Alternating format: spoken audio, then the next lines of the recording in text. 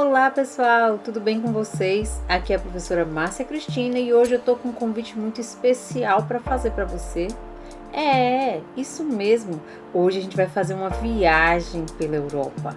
Vamos descobrir um pouco mais sobre a Reforma Protestante? Eu quero convidar você que tá assistindo ao nosso canal agora, se inscreve no nosso canal, dá um joinha já no vídeo porque vai estar muito boa a nossa viagem hoje. E continue aqui com a gente, prepare sua bagagem porque a gente já vai partir. Então galera, hoje nós vamos falar a respeito da Reforma Protestante. Isso aí, trouxe para nossa aula hoje essas duas figuras importantes que vão fazer parte aí da Reforma Protestante, João Calvino e Henrique VIII. E, vamos viajar na companhia deles, aprendendo cada vez mais aí sobre a história que tanto nos faz crescer, nos faz entender como a sociedade que nós vivemos, ela se comporta, porque no passado nós tivemos alguém que construiu, alguém que pensou, alguém que planejou as ações que foram sendo tomadas e transformadas para que a gente tivesse aí os nossos dias de hoje da forma como eles são, tá? Mas na nossa aula hoje, gente, eu tô assim preocupada. Como é essa história aí da gente fazer reforma? Como é que a gente estuda uma reforma? Essa reforma que acontece na igreja, é para a gente poder consertar as paredes, é isso? É alguma parede que quebrou, o telhado da igreja que quebrou? Então a gente tem aí várias possibilidades. Será que a gente fazer uma reforma é a gente consertar aí as janelas, as paredes, fazer uma pintura? O que é uma reforma na igreja afinal? Então eu quero convidar vocês a pensarem mais a respeito disso. É a gente fazer uma reforma, trocar o piso, fazer aí uma pintura, trocar aí as cortinas das janelas. Então, afinal de contas, que reforma é essa que a gente está estudando? E nós já começamos a falar a respeito disso na aula passada, lembram? Então, na aula passada nós falamos a respeito de Martinho Lutero, e vimos como ele foi o motivador para o surgimento das igrejas luteranas espalhadas pelo mundo. E hoje, como é que vai ser? Como é que nós vamos, então, compreender o surgimento das outras igrejas protestantes? Então, é isso que nós vamos descobrir, Então, Martinho Lutero nos ajudou a compreender como é que tudo começou, na região onde ele vivia e como é que o povo alemão, foi acolhendo essas ideias e transformando a igreja cristã, em uma igreja nova, uma igreja diferente.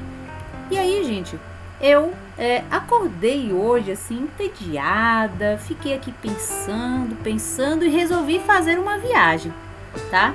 E nessa viagem que eu resolvi fazer com vocês, eu queria saber de vocês também quem é que topa viajar comigo, Eu sei que nós estamos aí vivendo agora num tempo de pandemia, todo mundo em casa, isolado, mas eu acho que a gente pode viajar sim, tá? Então, mesmo no período de pandemia, a gente tem que seguir aí alguns protocolos de saúde, precisamos nos preparar, mas nós podemos. E eu quero que vocês me digam, vocês topam ou não topam viajar comigo? Então, vamos lá. Nós precisamos, gente, para fazer aí essa viagem, arrumar tudo o que nós vamos precisar para essa viagem, tá? Então, o que a gente precisa quando a gente pensa em viajar? Quem é que pensa aí em viajar, pensa em fazer o quê, Bom, eu me preocupo logo em arrumar a minha bagagem, Nessa viagem, gente, eu pensei assim em arrumar uma mala enorme, que eu sou dessas muito espaçosas.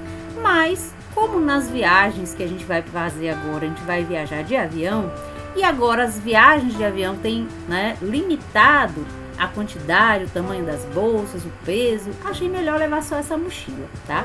Mas acho que a gente precisa de mais alguma coisa. O que vocês pensam a respeito disso, gente? A gente vai precisar do passaporte, do visto, porque nós vamos viajar para fora do país. Então, nós vamos precisar comprar a passagem, fazer o passaporte, então precisa de uma documentação para isso. A gente precisa providenciar os nossos documentos, que é importantíssimo também, tá? Além de cuidar, lógico, dos protocolos aí de saúde. Outra coisa que vai ser importante vai ser as nossas ferramentas. Então, a gente precisa juntar todas as nossas ferramentas, aquilo que a gente vai precisar utilizar durante a viagem, durante os nossos estudos, a gente vai precisar levar também. Outra coisa importante vai ser a máscara, né, galera? Então, se a gente está em tempo de pandemia, como é que a gente vai fazer uma viagem dessa para fora do país sem máscara? Então, vou colocar logo um estoque aqui dentro da minha bolsa para não faltar, tá certo? Então, muito cuidado com isso aí também. Não esqueçam de pegar as máscaras de vocês.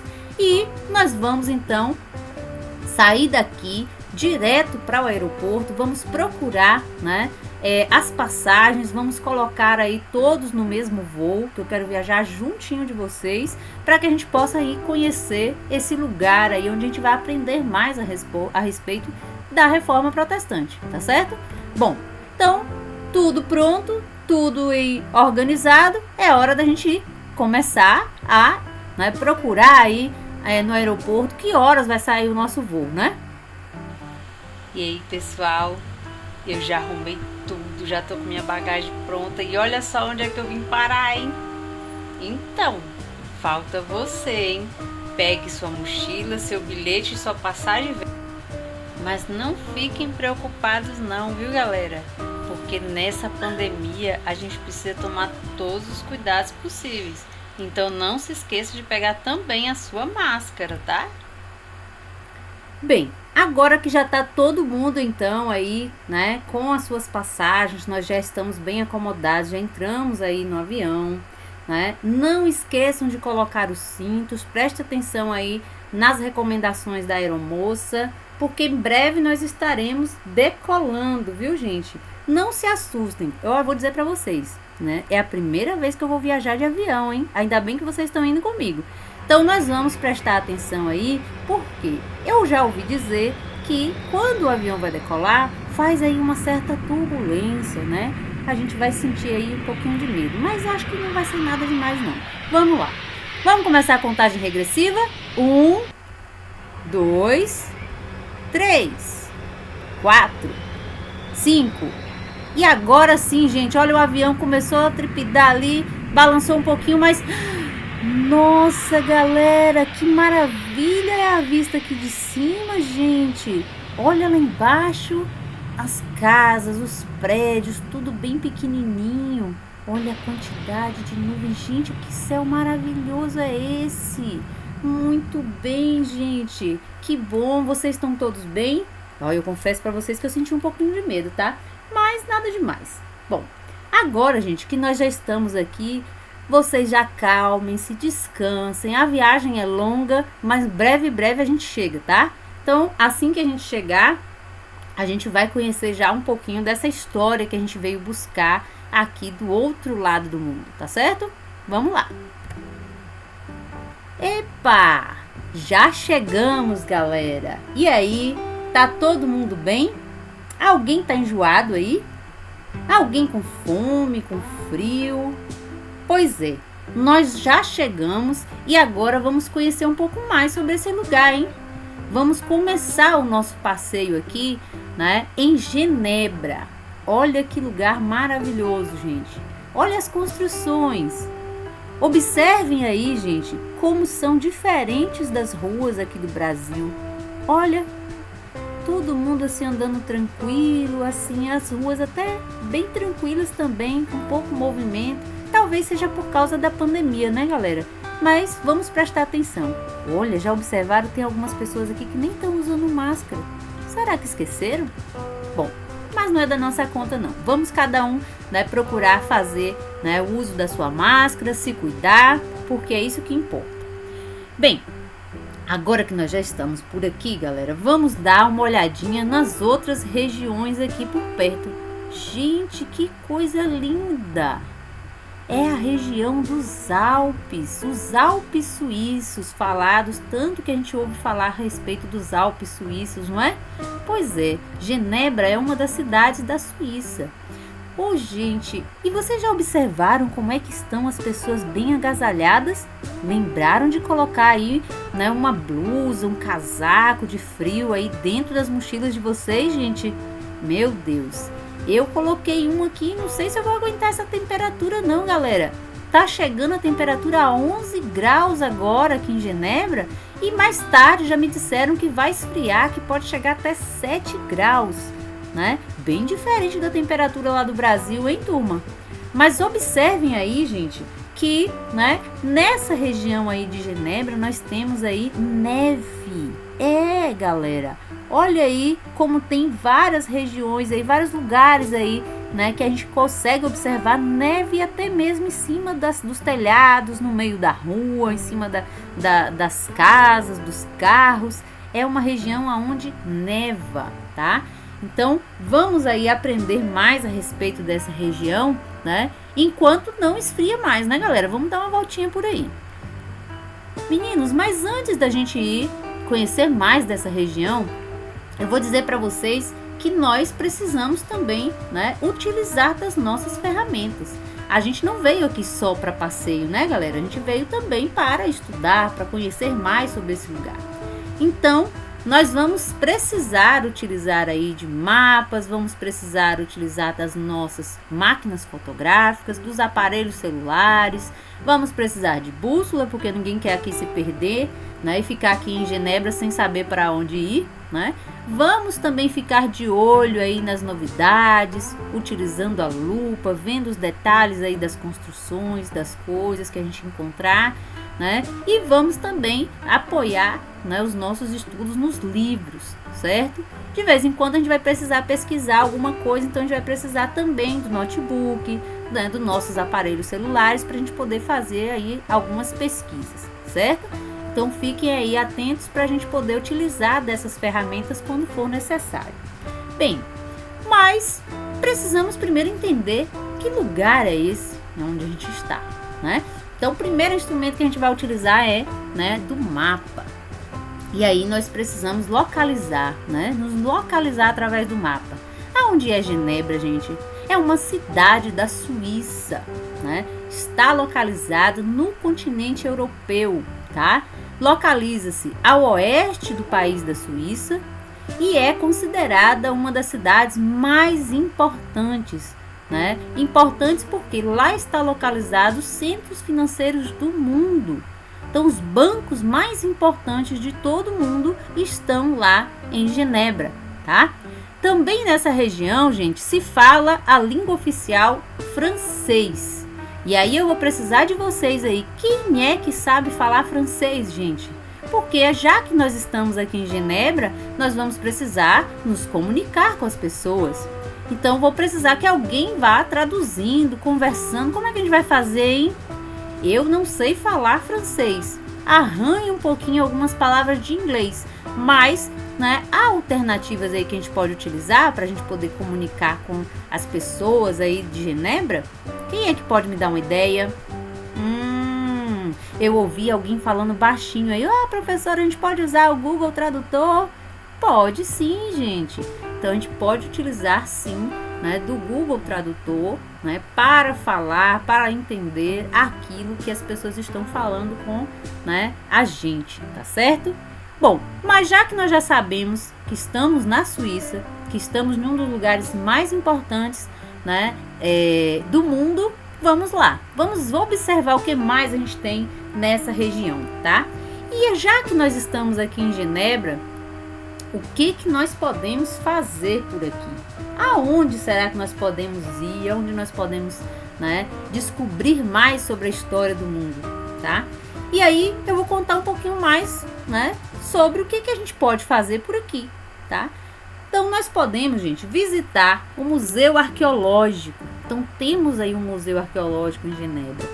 Podemos também visitar o Museu Internacional da Reforma Protestante, que também fica aqui, tá? Tem aí um outro lugar bem interessante, gente, para a gente poder ir, que é a Catedral de Genebra. E embaixo da catedral nós temos um sítio arqueológico. Já imaginaram? Você entra na catedral, faz suas orações e de repente embaixo, né, da catedral nós temos aí, né, vestígios arqueológicos para serem desvendados, para serem descobertos, tá? Bom, outra coisa interessante, a gente pode fazer aí um passeio na Cidade Velha. Nós podemos também ficar aqui apreciando a vista, né, a vista maravilhosa que nós temos aqui no Lago de Genebra, admirar o Monte Blanc, isso mesmo, o mais alto monte, né, da Europa. Então, nós podemos aí, fazer uma infinidade de coisas aqui nessa região de Genebra. Então vamos correr, vamos aproveitar enquanto não esfria, porque eu não trouxe um agasalho tão forte aí, capaz de suportar esse frio de 7 graus que nos espera. Então corre, galera, vamos lá. Mas antes da gente correr, eu quero que vocês fiquem atentos, gente, porque durante essa viagem vão aparecer aí alguns elementos, né, nessa viagem, né? Nós temos aí uma corujinha, que de vez em quando ela vai aparecer com os livros, trazendo aí algumas informações importantes que ela descobriu, né, estudando a respeito da história desse lugar. Nós temos também a vela, essa vela que vai nos dar a luz, o esclarecimento, as ideias não reveladas aí, né, nos livros didáticos, mas que a gente pode descobrir quando a gente começa a observar melhor a história. E ainda temos um sino. O sino, gente, ele vai nos chamar a atenção para alguma coisa. Então vamos ficar atento quando aparecem esses símbolos aí durante a nossa viagem, tá certo? Bom, vamos lá que eu tô gostando desse passeio. Então vamos começar o nosso passeio conhecendo o Museu Internacional da Reforma, tá? Então vocês já conhecem, já ouviu falar desse museu? Não? Pois é. Observem, gente, a estrutura desse museu. É enorme, né? É muito grande, cheio de salas, né? Dentro, né, desse museu aí nós vamos encontrar diversos documentos, relíquias, objetos aí que vão contar a respeito da Reforma Protestante. Além disso, eu quero chamar também a atenção de vocês com relação à arquitetura. Observe que nessas janelas que nós temos, tem algumas esculturas feitas aí, né, de um rosto que aparece nessas janelas. Temos também aí, né, a letra R aparecendo aí nessas janelas, né, que nos remete à ideia de R, de reforma, tá? Então, o Museu Internacional da Reforma é um lugar importante para a gente visitar e conhecer, né, para a gente descobrir um pouco mais a respeito dessa história da Reforma Protestante, tá certo? E olha aí a primeira sala do museu que a gente encontrou, né? É chamado de MIR, né? Museu Internacional da Reforma. Apresenta a história da Reforma Protestante, da qual Martinho Lutero, que nós já falamos na aula passada, e João Calvino foram notavelmente os seus iniciadores. Então, lá nesse museu, nós encontramos mais de 650 objetos, livros, manuscritos, pinturas, gravuras e filmes também, tá? Tudo isso distribuído em 14 salas. Ué, professora, mas você não disse que aquela casa, aquele museu era enorme? É, gente, mas nem todas as salas vão ser utilizadas para a exposição, tá? Então, muitas salas ainda fechadas, né, que guardam outros materiais ou que são, né, destinadas aí a outra finalidade, tá? Bom, a partir aí, né, desse espaço aí do museu, nós compreendemos que o movimento realizado por Martinho Lutero e por João Calvino transformou, né, de uma forma duradoura, né, o cristianismo europeu e depois também o mundial. Então foi um movimento em que trouxe aí uma mudança, né, enorme para, né, a igreja cristã, tá certo? Então Genebra foi uma das cidades fundadoras, né, do século XVI para, né, conhecermos a história do mundo, né, com relação aí às mudanças que foram sendo feitas pela igreja cristã, tá certo? Então o Museu Internacional ele tem diversas outras salas e que vão contando um pouco pra gente de quem foi João Calvino, por exemplo, né? João Calvino, ele nasceu em 1509 na França, cursou Direito na universidade, né? Aonde ele entrou em contato com as ideias de Martinho Lutero, né? Também, né, foi aí que ele iniciou os seus estudos, foi perseguido pelas autoridades religiosas na França, mudou-se para a Suíça e escreveu as instituições da religião cristã. E foi nessa obra que ele sintetizou as ideias de Lutero e de outros reformadores, né? Começando então a criar a sua doutrina, suas ideias com relação à igreja, né? Então ele retomou as ideias de Santo Agostinho, que era um santo católico, e desenvolveu, né, o princípio de predestinação, tá? Então o que é isso aí? Né? Nós vamos descobrir mais a respeito dessas ideias de Martinho Lutero, porque fazem parte aí da doutrina, né, de Calvino.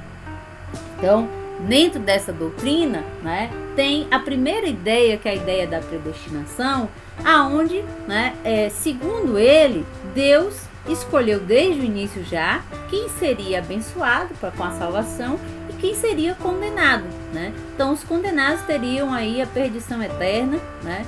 E nós não podemos escolher, nada que nós, né, façamos aqui, né, vai mudar isso. Então, segundo Calvino, o homem, ele é por natureza pecadora, não era digno de mudar essa decisão nem de né, conhecê-la, tá?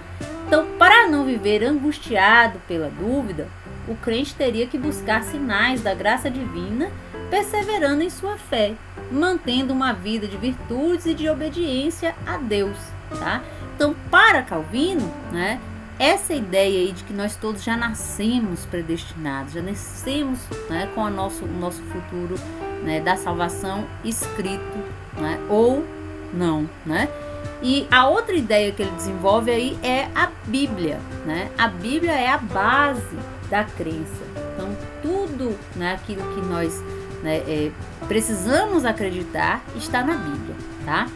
A outra questão é a da simplificação do culto, né, da própria essência do ser. Então a gente não precisa ter luxo, utilizar de luxo, né, de enfeites, adornos, isso tudo para ele era desnecessário.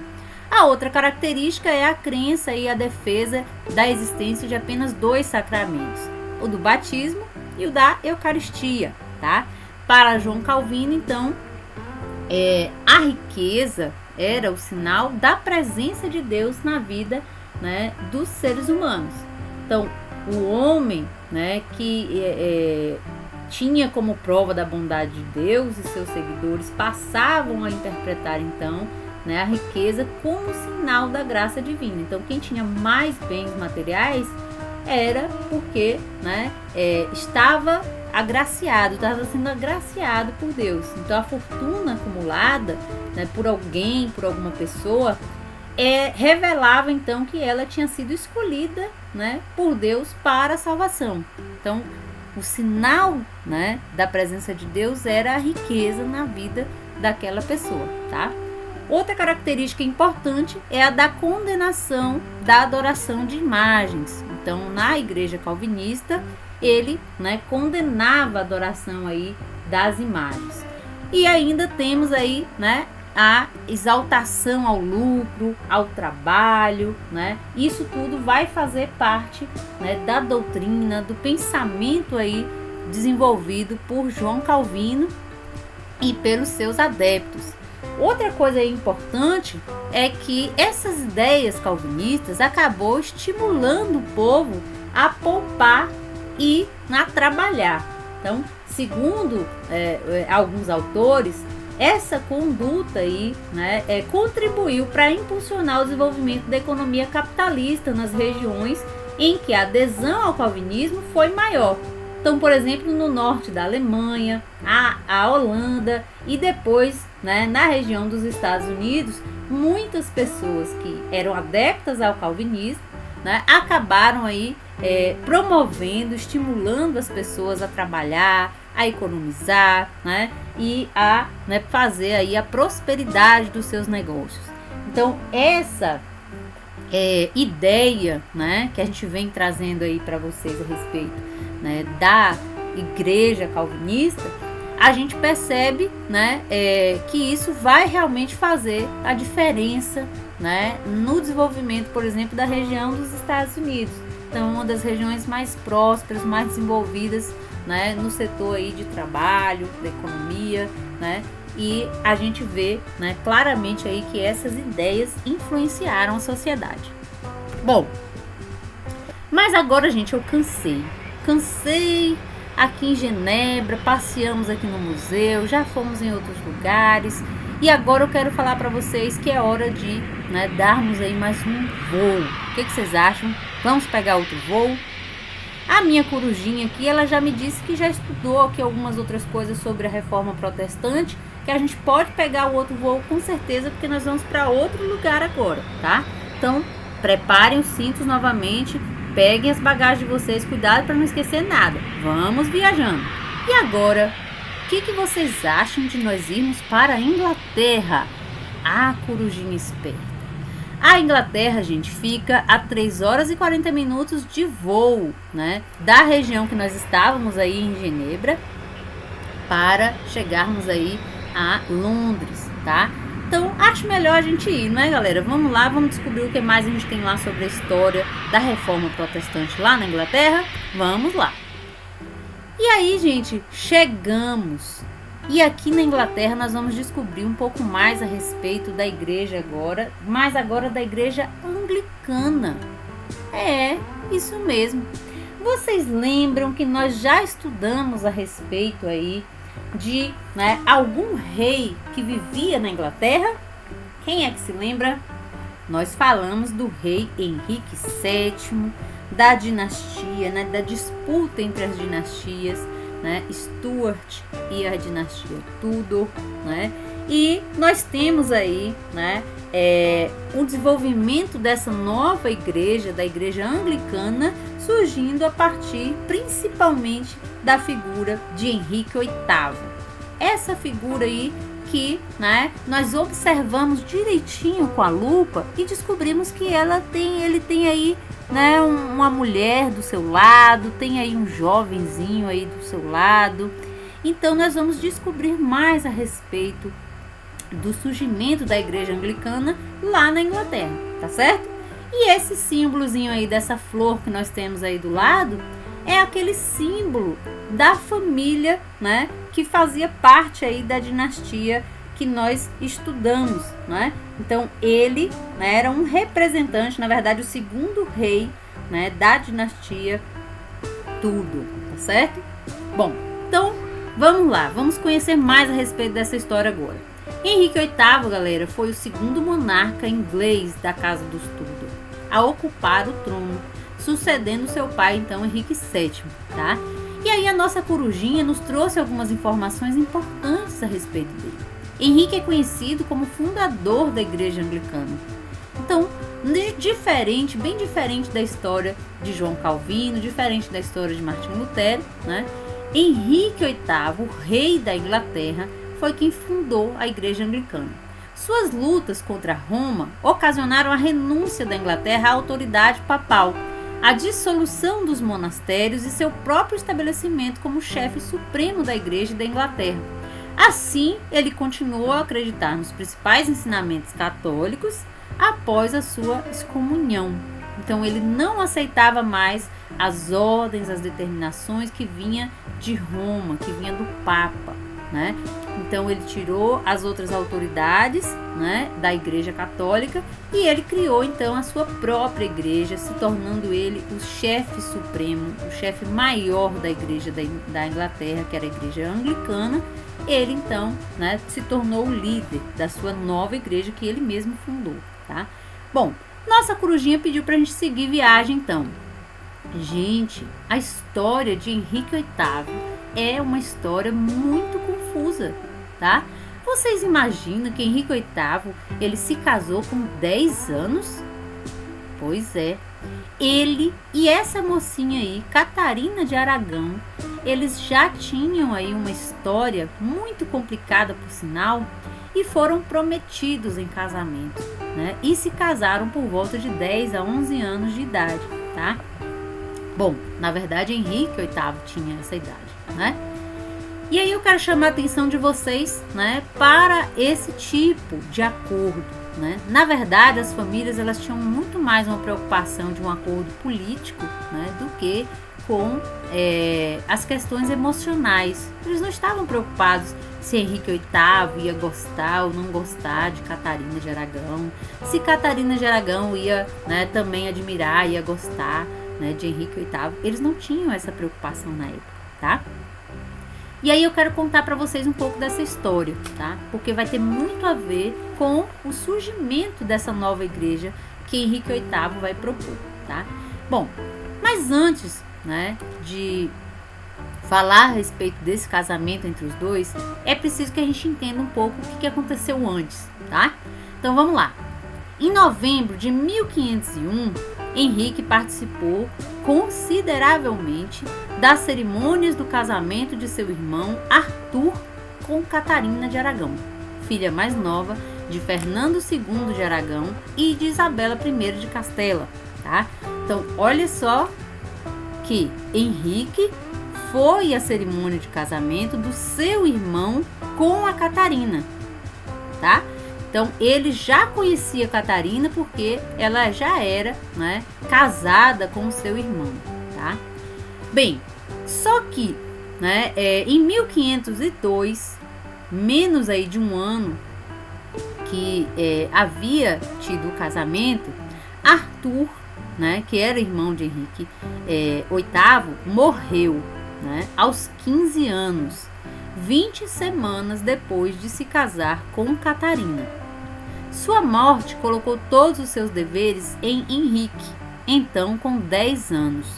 Então observe aí que o irmão dele é quem tinha casado, ele tinha 10 anos, o irmão tinha 15 e ele assume o compromisso que era do irmão em se manter casado, né, agora com Catarina, porque já tinha feito um acordo, gente, que era entre os reinos de Castela e Aragão com o reino, né, da Inglaterra, certo? Bem, vamos lá. O que nós temos aí desses segredos reais da Inglaterra que foram descobertos aí nos momentos de vasculho, de estudo que o historiador fez lá nos porões, né, do reino? Pouco tempo depois, né, de casado com o rei Henrique VIII, Catarina engravidou. Porém, a criança foi uma menina que nasceu e morreu no dia 31 de janeiro de 1510. 4 meses depois, a rainha estava grávida novamente. Então, no dia de Ano Novo, em 1511, a criança Henrique nasceu. Então, observa que ela já tinha tido, né, outras gravidezes e tinha perdido.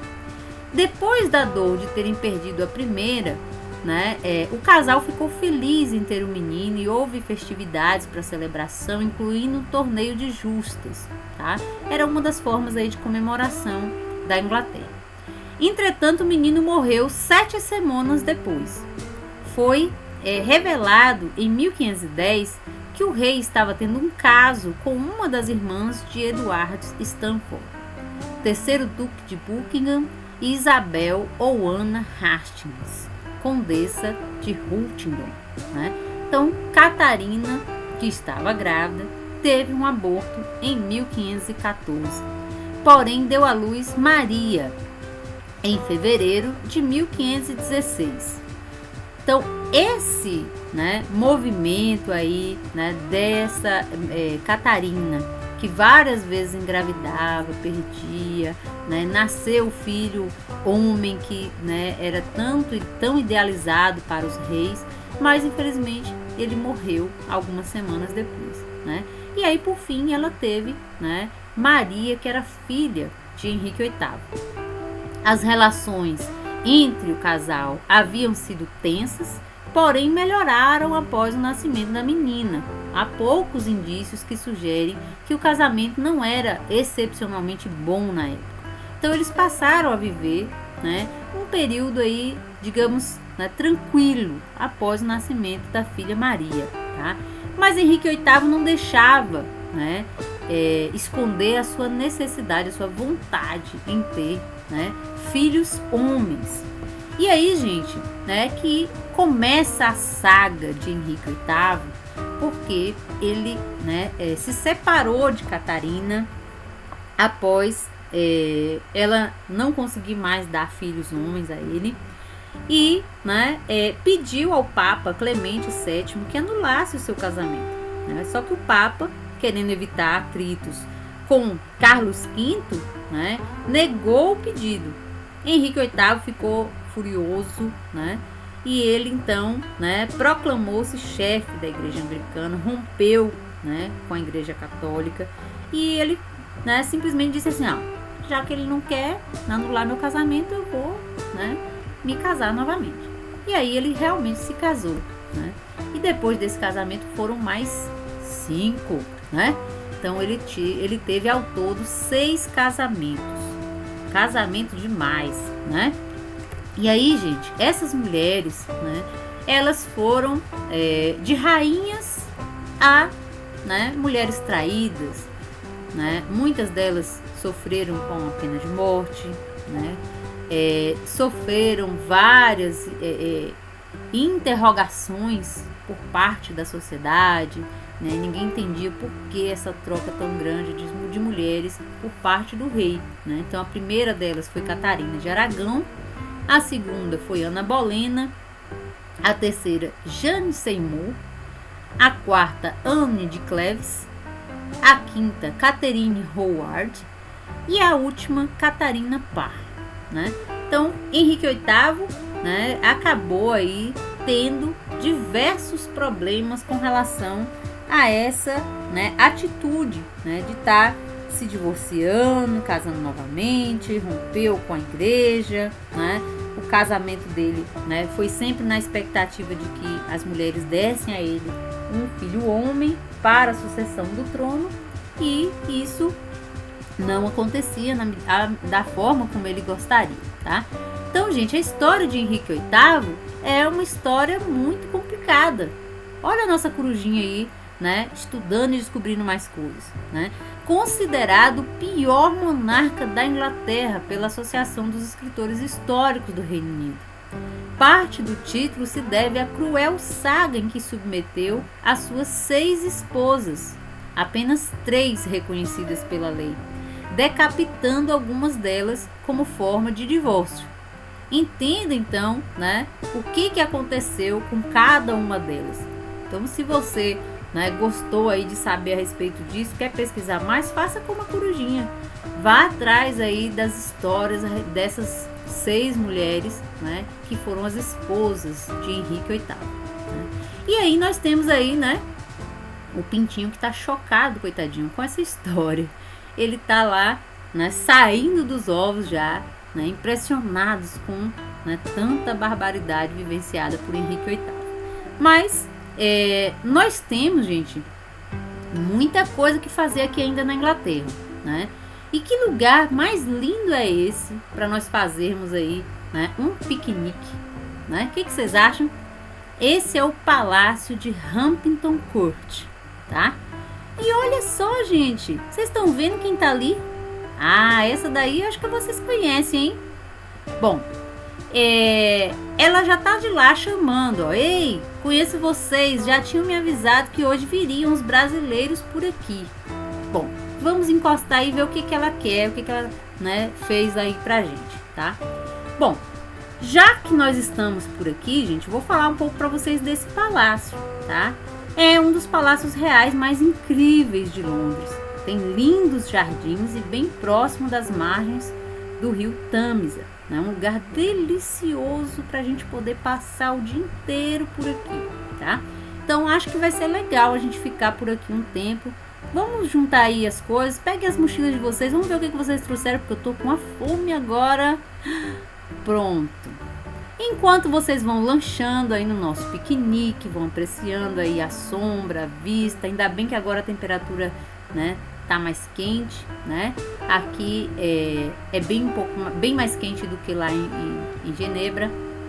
Nós temos aí algumas curiosidades que a corujinha mandou, né, avisar vocês. Então, vocês sabiam que esse palácio começou a ser construído no início do século XVI pelo arcebispo de York, Thomas Wolsey? Pois é. Em 1520, se tornou residência de Henrique VIII e de suas várias esposas, viu? pois ele já, hoje em dia, já não funciona mais como residência real. Desde 1760 ele foi fechado e foi aberto ao público pela Rainha Vitória durante seu reinado, e hoje as pessoas podem dar, né, um passeio, conhecer essa região tão linda que a gente tem aqui. Bom, mas já que todo mundo já comeu, vamos aí aproveitar, né, que a nossa corujinha, né, tá aqui nos ensinando um pouco mais a respeito disso, porque ele descobriu aqui, gente, que foi Henrique VIII responsável por assinar o ato de supremacia, né? Olha só que interessante. Em 1534, Henrique VIII formalizou o rompimento com a Igreja Católica, né? E proclamou o ato de supremacia. O que significa isso? Era quando ele passava a ser o chefe absoluto da sua igreja, tá? Então, após esse documento, Henrique VIII ele ampliou a sua capacidade de atuação, conseguiu mais recursos para executar sua política e foi também um passo importante para a afirmação da autoridade real. Assim, né, se processava o absolutismo real da Inglaterra. Então era uma forma dele manifestar ao mesmo tempo que ele tinha poder, né, que ele era importante, né, e ainda tinha, né, um certo interesse também, né, da nobreza diante dessas posses que antes eram, né, da Igreja Católica, tá? Então, que interesses seriam esses? Vamos lá, dona Corujinha, vamos descobrir aí? Eram, né, alguns interesses com relação aí às posses, viu, gente? Então, dentro dos princípios anglicanos, né, estavam aí bem parecidos com, né, as igrejas protestantes que nós já falamos, a luterana e alguns princípios aí semelhantes também com a igreja calvinista, tá? Então, o primeiro princípio importante que os anglicanos seguiam: não obediência ao Papa. Então, já que tinham rompido com o Papa, o rei Henrique VIII não queria obedecer, não queria ouvir, né, as ideias, as sugestões, as ordens que vinham de Roma, tá? A igreja passa a ser submetida ao rei. Então era o rei a figura importante, a figura de maior autoridade dentro da igreja.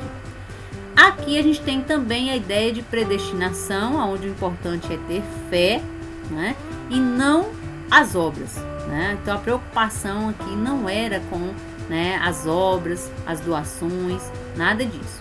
A manutenção de elementos retirados do catolicismo. Então vão se tirar as imagens, mas vão se seguir os rituais muito semelhantes ainda com as tradições e as festas católicas, tá? Outro princípio anglicano era que o celibato não era obrigatório para o clero, tá? Então não era necessário ficar sem um casamento. Então os religiosos eles poderiam optar, tá? E o culto passou a ser celebrado em inglês. Então, se antes a Igreja Católica ela submetia os cultos e as celebrações todas em latim, agora na Igreja Anglicana, né, a celebração ela acontece na língua natural, né, daquela sociedade. Bom, tendo visto isso, aí a nossa corujinha, muito esperta, foi também, né, observar, né, quais são esses elementos que a Igreja Anglicana, que a Igreja de Henrique VIII defendia, né? Então, leis aprovadas posteriormente obrigavam o clero inglês a jurar lealdade ao rei. Então, todos os representantes aí do clero foram obrigados a, né, jurar fidelidade, lealdade ao rei Henrique VIII. Também confiscou grande parte da propriedade, né, da Igreja Católica, fechou os mosteiros, as abadias, as bibliotecas, tudo que era da Igreja Católica passou a ser domínio da Igreja Anglicana e de posse de propriedade do rei Henrique VIII. Também, quem se indispusesse, quem contrariasse as regras, as medidas tomadas pelo rei, poderia sofrer perseguições, poderia ser preso, poderia ser condenado à morte. Então, quem é que ia contrariar essas ideias do rei, né, gente? Eu que não ia. Bom, mas Oh, o sininho já tocou, gente. Isso é pra gente prestar atenção que agora não tem mais jeito, a gente tem que ir embora. Mesmo porque acabou o nosso dinheiro, as nossas libras aí, né, acabaram. E nós precisamos voltar, né? Então vamos voltar para casa, peguem os materiais de vocês, não esqueçam nada por aí, né? Peguem a mochila, máscara, né? Os instrumentos de nossa pesquisa, nossas ferramentas de trabalho e vamos embora. Bom, a nossa viagem estava muito boa. Confesso para vocês que eu nem queria voltar agora, né? Mas já que já tínhamos que voltar, nossa corujinha vai continuar estudando, vai nos dizer aí quais são as pistas, para onde a gente pode viajar novamente e a gente vai ficar atento, tá? Mas eu queria chamar a atenção de vocês para isso. Vocês podem viajar quando vocês quiserem, para onde vocês quiserem, mas só não esqueça de me levar, tá? Assim como eu levei vocês para viajar, a gente foi para, né, Suíça, visitamos Genebra, nós fomos para a Inglaterra, conhecemos aí os lugares onde viveu Henrique VIII e as suas 6 mulheres. Eu quero viajar também com vocês, então não esqueçam de me levar não, tá certo? O canal História em Retalhos vai ficando por aqui. Eu, a professora Márcia Cristina Gomes, também gostaria de agradecer a companhia maravilhosa de vocês e dizer que em breve a gente vai fazer uma outra viagem muito boa, tá? Agora que vocês já se acostumaram com a ideia, a gente vai estar sempre viajando. Beleza, gente?